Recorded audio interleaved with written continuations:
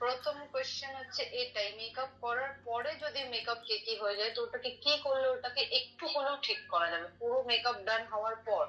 পুরো মেকআপ ডান হওয়ার পর যদি কেকি হয়ে যায়, দেখো মেকআপ কেকি হওয়া মানে তোমার মেকআপের বেসই ভুল আছে। আচ্ছা। মানে নয় তুমি স্কিন প্রিপারেশনে ভুল করেছো, নয় তুমি প্রোডাক্ট চয়েসে ভুল করেছো।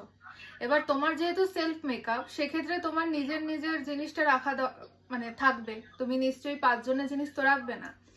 তো কেকি হয়ে গেলে এক তোমার বেস থেকেই তোমার প্রবলেম হবে, তুমি আগে থেকেই বুঝবে। এটার জন্য তোমার হিউজ প্র্যাকটিস দরকার। একটা জিনিস কখনো ফেটে গেলে সেই জিনিসটাকেও যেমন ঠিক করা যায় না, যখন একবার পাউডার লকিং হয়ে যায় ফেসে, তারপরে যদি তোমার কোনো প্রবলেম আসে সেটা এত সহজে ঠিক করার বিষয় নয়।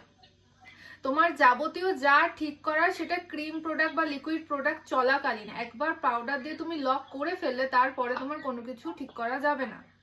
এবার যদি তুমি বলো যে মানে অনেক ঘন্টা পর, 1 ঘন্টা 2 ঘন্টা পর আমি রাস্তায় বেরিয়ে সেখানে যদি প্রবলেম হয়, সেটা দেখো, সেটাতে কি হয় একটা কারণে, যদি তোমার প্রচুর সোয়েট আসে, প্রচুর ঘাম যদি আসে, আর একটা হচ্ছে স্কিন ফেটে যায় মেকআপ, সেটা হচ্ছে ড্রাইনেসের জন্য। এই দুটো প্রবলেম হয়, ঠিক আছে? যদি ড্রাইনেস আসে মেকআপের পর, সেটাকে তাও একটু ব্যালেন্স করা যায়, তখন তুমি হাইড্রেশন মিস্ট, টোনার, এই জিনিসগুলো ব্যবহার করে যাতে তুমি ভেতরে ময়েশ্চার দিতে পারো, এইভাবে হবে।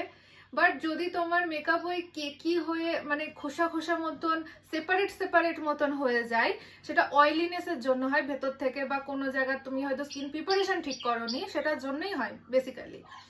তো সেই ক্ষেত্রে না কিছু করার থাকে না, মেকআপ ডান হওয়ার পর কিচ্ছু করার থাকে না, ওটা ফার্স্ট থেকেই শুরু করতে হয়, ওটাই মেন।